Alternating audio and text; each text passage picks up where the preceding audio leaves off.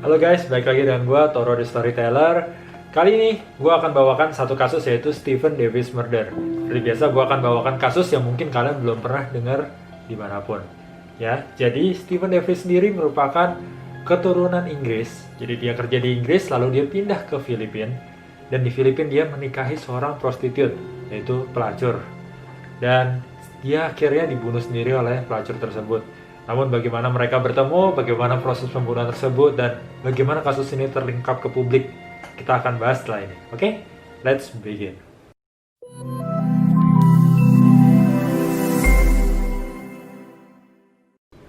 Oke, sekarang kita akan bicara masalah profil dari korban dan juga pelaku kejahatan ini. Stephen Davis lahir di Inggris, di Nottingham, dan dia kerja juga di Nottingham.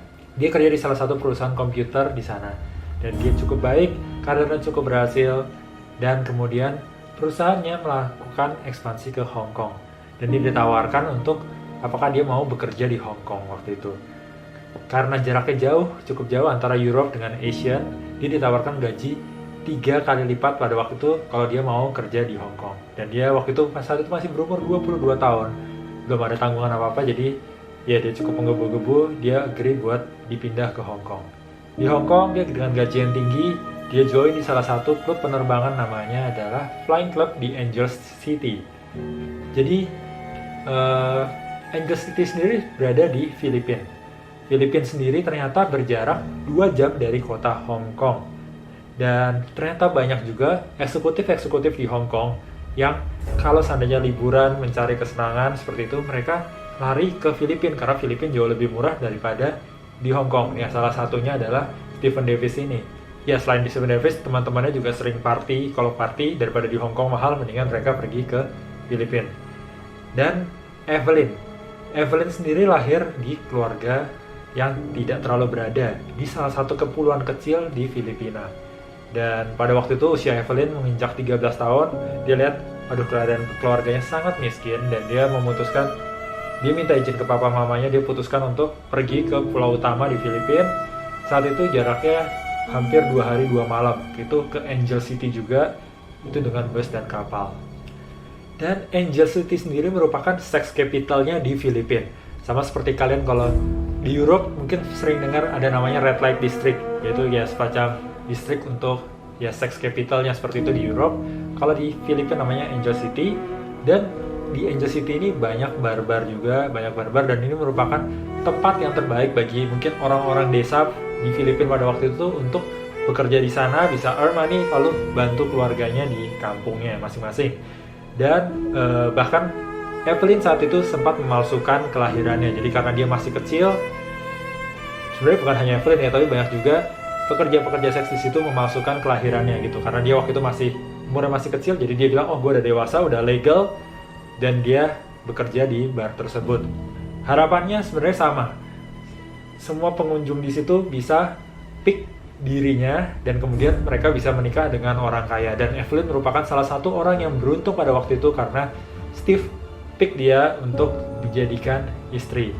Sebenarnya waktu itu, ya seperti biasa, Steve juga sempat berantem ya dengan orang tuanya sendiri karena ya orang tuanya nggak setuju lah. Karena Steve waktu itu ambil prostitut untuk dinikahi, tapi Steve sekali lagi orang yang sangat baik. Dia bilang ke nyokapnya, ya kalau seandainya gue bisa nyelamatin satu orang dari kemiskinan gitu, kenapa tidak gitu, gue bisa nyelamatin dia dari tempat itu, ya kenapa enggak gitu. Akhirnya karena Steve ngotot, ya udah mamanya dan papa dan mamanya ya udah kasih mereka menikah gitu. Dan kemudian mereka honeymoon, dan honeymoon mamahnya Steve cukup senang sebenarnya, karena mamanya Steve waktu itu diajak ikut honeymoon. Tapi mamanya Steve menyadari kayak tampaknya ini ada yang mulai aneh nih. Karena waktu itu kayak Steve mau coba kayak peluk si Evelyn gitu, tapi Evelyn kayak coba menghindar gitu. Kayaknya mamanya mulai mencium hal yang tidak benar, cuman ya dia oke, karena anaknya ini mungkin cuma perasaan gue aja gitu. Ketika itu masih tahun 2002 pada saat itu, ketika Evelyn bekerja, dia hanya dibayar 1 pound per malam. Dan apabila dia melakukan extra service ke pelanggannya, dia dibayar hingga 3 pound per malam. Andai kata kita setahun kan, mungkin dia cuma dapat 360 sampai 1000 pound ya per tahun. Sedangkan gaji Steve waktu itu adalah 60.000 pound per tahun. Jadi mungkin hampir sekitar 600 kali lipatnya dari Evelyn. Kalian bisa bayangkan ya, itu kalau dirupiahkan sekarang mungkin sekitar 1,1 M per tahun. Tapi ketika waktu itu tahun 2002 mungkin ya sekitar 3-5 miliar lah bisa didapat oleh Steve dalam 1 tahun. Kalian bisa bayangkan begitu tingginya gaji Steve pada waktu itu di Filipina. Dan ketika mereka married, mereka tinggal di kawasan elit di Filipina waktu itu, dan kemudian Evelyn mengandung, ya. Dan pada waktu itu Evelyn, kalian bisa lihat, makin malas. Dia setelah makin malas setelah punya anak, dia nggak mau ngapa-ngapain karena waktu itu ada pembantu dan juga banyak tukang-tukang yang lain yang ngerjain semua kebutuhan rumahnya, dan Evelyn ya kerjanya tidur sepanjang hari gitu. Bahkan Evelyn sekarang udah mulai merasakan kayak dia sebagai kayak ratu gitu ya, sebagai ratu, karena awalnya dia sangat miskin dan sekarang saudara-saudaranya juga bilang gitu, kayak Evelyn kok kayaknya sekarang berubah ya gitu. Dulu kayaknya nggak kayak gini, tapi kayaknya tiba-tiba jadi nyonya gitu. Dia selalu bicara tentang uang dan justru merendahkan saudara-saudaranya yang lain. Steve sekali lagi sangat baik pada waktu itu ya. Jadi dia membela Evelyn di hadapan ibunya. Dia juga bilang apa? Ya Evelyn itu adalah ratuku gitu. Jadi ya udah nggak apa-apa lah dia kayak gitu. Lalu Steve juga undang papa mamahnya Evelyn main ke rumahnya dia, dan kemudian hampir sampai 1 bulan waktu itu. Dan lucunya pada saat orang tua Evelyn datang, lalu pas balik lagi 1 bulan, biasanya selalu ada yang hilang di rumah. Jadi bantalnya kadang hilang, terus itu rice cooker bisa hilang, water dispenser bisa hilang gitu. Jadi orang tuanya tuh seperti bawa apa aja lah yang bisa dibawa, pokoknya dibawa gitu. Jadi ya ini sebenarnya mirip kayak kisahnya Cinderella, cuman kali ini Cinderellanya kayak agak nggak tahu diri gitu. Udah ditolong tapi masih seperti itu.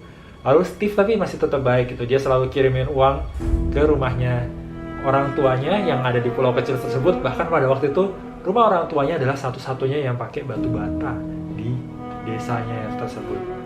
Lalu kemudian keanehan berikutnya kemudian dirasakan juga oleh orang tua Steve. Jadi waktu itu mereka sempat juga liburan bareng, orang tua Steve juga datang ke Filipina. Waktu itu mereka liburan bareng, dan saat itu mereka mulai lihat makin keanehan pada Evelyn. Jadi Evelyn pas lagi bareng mereka kayak suka tiba-tiba, oh bentar ya, terus tuh dia menjauh banget, terus tuh angkat teleponnya gitu. Bahkan dulu papahnya Steve juga sempat bilang, itu kayak dia punya pacar deh kayaknya. Tapi ya mereka saat itu cuma menduga-duga saja ya, menduga-duga.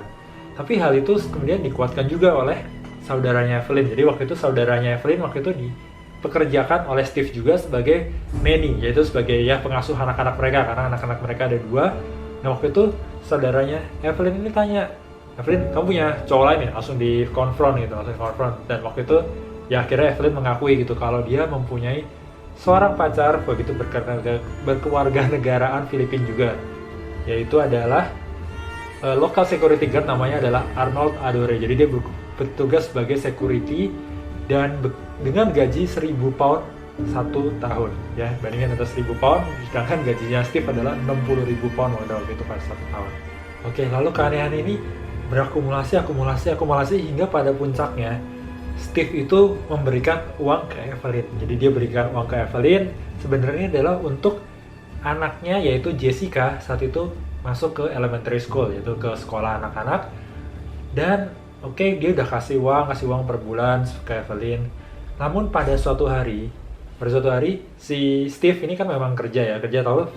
Suatu hari dia decide untuk, oh yaudah deh, gue deh sekali-sekali gue mau deh antar anak gue sendiri ke sekolahnya. Terus dia antar si Jessica ini ke sekolahnya. Pada saat dia sampai ke sekolahnya, satu sekolah, dia sangat malu gitu, karena di sekolahnya tidak ada yang kenal dengan anaknya. Jadi dengan kata lain, saat itu Evelyn dikasih duit sama Steve sebenarnya buat sekolah anaknya, tapi ternyata duitnya diambil sendiri oleh Evelyn. Dan juga lebih gilanya lagi, Evelyn menjual cincin pernikahannya dan membelikan motor untuk pacar barunya tersebut. Ya, Steve sangat marah pada waktu itu, dan Steve memberi ultimatum ke Evelyn bahwa dia harus balikin semua uangnya dan juga cari kerja, atau kalau nggak kuliah lagi gitu. Karena ya Evelyn waktu itu tidak berpendidikan ya. Tapi sekali lagi ini cuman tidak dihiraukan sama sekali oleh Evelyn. Dan kemudian Steve akhirnya dia bilang dia ancam Evelyn ini dengan perceraian. Ya, dan it means that kalau seandainya dia cerai, Evelyn gak akan ada duit dan dia akan balik lagi jadi prostitute dan ya kehilangan semuanya gitu, jual diri lagi mungkin ke random guy dan kemudian ya miskin lagi seperti itu. Kejadian ini makin parah dan kemudian Steve sampai stop allowance-nya si Evelyn. Jadi pada waktu itu Evelyn dapat ya uang jajan lah dari Steve, yaitu adalah 1.000 pound per bulan. Tapi sebenarnya 1.000 pound ini sebenarnya sangat berharga gitu, karena di Filipina waktu itu banyak keluarga itu bergantung ke Evelyn, kemudian teman-temannya Evelyn juga banyak yang kayak apa, ngutangin gitulah ke Evelyn gitu. Lalu ya ini sebenarnya cukup berdampak bagi kehidupannya si Evelyn gitu, begitu allowance-nya di stop. Pada waktu itu sebenarnya teman baiknya Steve, yaitu Mike, sempat memperingatkan Steve gitu. Tapi karena mereka sendiri waktu itu di Filipina, kayak awas loh Steve gitu, nanti kamu dijahatin sama orang loh gitu. Tapi Steve waktu itu bilang, lu tenang aja lah, gua ini adalah Golden Goose gitu. Golden Goose itu adalah angsa yang bertelur emas gitu. Tapi si Mike bilang lagi ke Steve gitu, hati-hati loh, kamu nggak inget cerita terakhir Golden Goose apa? Golden Goose terakhirnya dibunuh gitu. Ya mungkin bagi teman-teman yang nggak tahu ceritanya, jadi aku review sedikit. Jadi ya waktu dulu ada ya fairy tale kalau ada angsa bertelur emas gitu. Kemudian petani yang miskin ini ngumpulin telur emasnya tiap hari gitu. Tapi lama-lama mereka jadi serakah. Terus mereka pikir, kalau ini si angsanya aja bisa bertelur emas, kalau gue bunuh mungkin di perutnya juga ada emas gitu. Akhirnya mereka bunuh si angsanya. Ternyata di angsanya nggak ada apa-apa gitu, dan mereka akhirnya kehilangan sumber penghasilan gitu. Ya terus Steve sama Mike ngobrol-ngobrol kayak gini, ya mereka ketawa-tawa karena itu bercandaan doang ya bagi mereka. Kemudian ya mereka minum bir lagi gitu, dan malam itu berlalu gitu. Lalu ya orang tuanya Steve gitu juga sebenarnya sangat kesal gitu, karena waktu itu mereka juga sudah ketika liburan terakhir dengan Steve, waktu itu mereka sama-sama ke pantai sama Evelyn dan anak-anaknya. Mereka juga sebenarnya sudah sadar gitu bahwa sebenarnya kayak Evelyn ini merencanakan sesuatu yang buruk gitu ke Steve. Cuman ya mereka nggak bisa menerka apa-apa, mereka nggak ada, ya memang nggak ada bukti dan memang itu belum kejadian apa-apa gitu. Jadi seolah-olah mereka kayak dikasih kesempatan terakhir gitu untuk lihat anaknya hidup gitu. Dan waktu itu setelah mereka balik ke Inggris, kemudian pada tanggal 18 Juli 2002, Steve dan Mike waktu itu sedang menginap di apartemen bisnisnya, yaitu di Filipina juga. Saat itu tiba-tiba apartemennya didobrak oleh 3 orang. Dan kemudian si Mike waktu itu lagi tidur, tiba-tiba ditodong pistol gitu. Kemudian ada yang nanya, ini bukan orangnya? Terus Mike bilang, kamu Steve bukan? Mike bilang, iya, gue bukan Steve gitu. Oh, gue bukan gitu. Terus mereka cepat-cepat ke ruangannya lagi, mereka dobrak lagi pintu satunya, yaitu satu Steve lagi tidur di situ. Dan kemudian si Mike itu dengar ada 3-4 kali suara tembakan gitu. Lalu ya mereka dengar, si Mike sendiri dengar kayak, mereka cepet-cepet turun, habis itu hidupin mobil, habis itu kabur. Saat itu Mike sudah dengar kalau para pelakunya udah jalan, udah pergi. Lalu Mike pergi ke kamarnya Steve, dia cek nadinya Steve, kemudian dilihat ternyata udah nggak ada nadinya gitu. Dan kemudian Mike turun ke bawah, dia kasih tahu tetangga, dia juga lapor polisi. Ya lapor, kemudian polisi datang ke TKP, tapi ya semuanya udah terlambat ya. Dan kemudian kecurigaan polisi pertama adalah yaitu pada teman-teman kantornya Steve gitu. Dia selidikin kantornya Steve, dikira mungkin ada yang nggak suka kali di tempat kerjanya gitu. Tapi ternyata semua teman-temannya Steve bilang kalau Steve itu sebenarnya adalah orang yang baik gitu. Jadi nggak pernah ada masalah di kantor, kerjanya rajin, kerjanya beres gitu. Jadi nggak ada musuh sama sekali. Dan ya karena itu polisi sempat alami kebuntuan. Tapi ternyata mamahnya Steve ini sangat sayang dengan anaknya, dan dia nggak percaya kalau ini kasus ini tuh berakhir begitu saja gitu. Jadi pada saat pemakaman Steve, si mamahnya Steve ini kemudian ya dia sempat nangis di bahunya salah satu polisinya kasihan, dan kemudian polisi ini akhirnya kayak jadi private investigator bagi mamahnya Steve ini. Dan kemudian polisi ini akhirnya mengawasi Evelyn selama 24 jam. Selama 24 jam diawasin, karena ya itu memang kerjaannya dia ya, dia udah terbiasa lakukan hal itu. Dan ternyata dia menemukan bahwa ada yang suka bolak-balik rumahnya Evelyn. Yaitu adalah, pertama adalah pacarnya, dan kemudian yang kedua adalah teman dari pacarnya.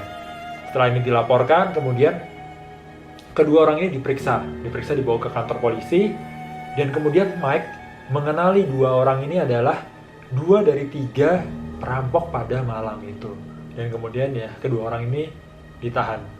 Saat itu mamahnya Steve dan juga papahnya Steve waktu itu sudah di Filipina hampir 2 bulan untuk ya tadi untuk menyelesaikan kasus yang pertama. Dan banyak yang memperingatkan juga papa mamanya Steve ini sebenarnya kalau kalian mendingan cepet pergi deh dari Filipina karena ini udah nggak aman, nanti teman-temannya yang pelakunya tuh nanti bisa balas dendam dan sebagainya. Tapi mamanya Evelyn sendiri masih punya satu misi lagi, yaitu membawa cucunya balik ke Inggris. Ya waktu itu ada dua cucunya, yaitu Jessica dan Joshua. Dan waktu itu mamanya Steve bilang kalau ya udah Jessica ikut kita deh ke Inggris itu untuk liburan gitu. Akhirnya ya Evelynnya setuju. Anak yang pertama yaitu Jessica dibawa ke Inggris. Tapi masih ada satu masalah lagi, yaitu adalah anak yang kedua, yaitu Joshua. Joshua saat itu tinggal bersama papa mamanya Evelyn di kampungnya lagi, balik ke kampung yang kecil. Dan kemudian Margaret, mamanya Steve ini kirim private investigatornya untuk negosiasi. Ya, kemudian ya memang dikasih tahu kalau ya memang omanya satunya lagi tuh yang di Inggris tuh kaya, dan orang tuanya Evelyn juga setuju kalau ya memang nenek yang satunya lagi itu memang jauh lebih kaya, dan anaknya nanti seandainya mau sekolah apapun bisa diturutin sebenarnya sama neneknya. Karena itu mereka yaudah merelakan Joshua ini pergi ke Inggris. Dan ya ini foto mereka waktu itu sempat ketemu kembali, bergabung bersama di Inggris. Dan Margaret tidak puas sampai di situ, dia lakukan sendiri penyelidikan rahasia bersama investigatornya. Margaret spend 55.000 pound sterling untuk private investigatornya untuk lakukan penyelidikan, untuk pas interview orang butuh kasih duit ke orang segala macam, dibayarin semua. Akhirnya untuk singkat cerita, bukti yang paling kuat ada dari dalam keluarganya Evelyn sendiri, yaitu adalah dari bibinya Evelyn itu. Bibi Evelyn waktu itu melihat kalau jadi gini, Evelyn tadi kan punya saudara yang ngasuh anaknya, lalu dia punya suami, yaitu adalah Rubin Butas. Itu adalah Evelyn's brother-in-law gitu. Ternyata si Butas ini adalah pelaku ketiga yang waktu itu bersama-sama merampok gitu ya, waktu itu melakukan perampokan. Dan dia adalah pembunuh ketiga, dan kemudian Margaret membujuk agar si Butas ini menyerahkan diri. Jadi polisi mendapatkan keterangan lengkap dari si Robin Butas ini kalau ternyata Evelyn pada waktu itu malam-malam tiba-tiba ngajak dia, yuk jalan yuk, pergi gitu. Tapi ternyata waktu itu dia dibawa ke apartemennya si Steve, dan waktu itu diajak untuk melakukan perampokan tersebut gitu. Dan waktu itu mereka bertiga turun, dan waktu itu dia bersaksi bahwa pacar Evelyn waktu itu melakukan tembakan 2 kali, dan kemudian 2 kali lagi, jadi total 4 kali gitu. Jadi kayak habis itu doror lagi untuk memastikan kalau si Steve ini benar-benar mati. Ya, dan waktu itu Evelyn bertugas sebagai pengawas tuh, jadi Evelyn tinggal di mobil ngawasin aja. Dan kenapa mereka melakukan itu? Karena Evelyn bilang ke mereka seperti ya persis kayak bebek bertelur emas gitu, karena dia bilang suami gue ini miliuner loh, kalau seandainya dia meninggal nanti semua hartanya buat gue, jadi kalian tenang aja gitu. Karena mereka tergiur akan hal itu, ya mereka lakukan aksi kejahatan tersebut. Lalu pada Februari 2004 akhirnya Evelyn ditangkap, dan kemudian ya seperti biasa Evelyn menyangkal semua tuduhan yang diberikan kepadanya gitu. Tapi ternyata ada bukti yang cukup kuat, yaitu perampok tersebut ternyata sebenarnya mempunyai kunci apartemen. Jadi maka itu tadi mereka pas dobrak bisa langsung masuk, karena mereka ternyata sebenarnya punya kunci apartemennya Steve tersebut. Dan kemudian Evelyn bilang pada saat kejadian tuh dia lagi tidur di rumah gitu. Tapi ternyata ada 14 orang saksi yang gitu menyatakan bahwa Evelyn tidak di rumahnya pada waktu itu. Dan kemudian pada 25 November 2004, akhirnya pengadilan memutuskan bahwa Evelyn dinyatakan bersalah, dan walaupun dia tidak dihukum mati pada waktu itu, tapi dia mendapatkan hukuman penjara maksimal, yaitu 40 tahun tanpa ada kemungkinan untuk diringankan. Jadi udah pasti 40 tahun. Dan kemudian setelah persidangan, ya orang tuanya Steve juga cukup lega bahwa akhirnya Evelyn ini mendapatkan hukumannya setimpal. Dan kemudian mamanya Steve coba bicara ke Evelyn, nanya baik-baik gitu, apakah memang dia yang membunuh anaknya. Dan sekali lagi Evelyn menyangkal semua tuduhan. Dan kemudian ya terakhir mamanya berikan foto anak-anaknya dan juga lukisan anaknya gitu ke Evelyn untuk sebagai bekal di penjara. Dan akhirnya ya memang Evelyn habiskan waktunya di penjara seperti ini. Waktu itu penjara di Filipina pada waktu itu Jadi ya kalian bisa kebayang ya teman-teman, dari hidupnya sebagai ratu tiba-tiba drop banget, akhirnya ya kasarnya seperti ya membusuk di penjara. Bayangin aja sekarang dia umur 20, nanti pas dibebasin udah umur 60-an tahun. So guys, sampai di sini kasus yang kali ini gue bawain. Gimana menurut pendapat kalian? Sebenarnya kasus kali ini mirip dengan kasus Cinderella ya, cuman endingnya berbeda, tidak happy.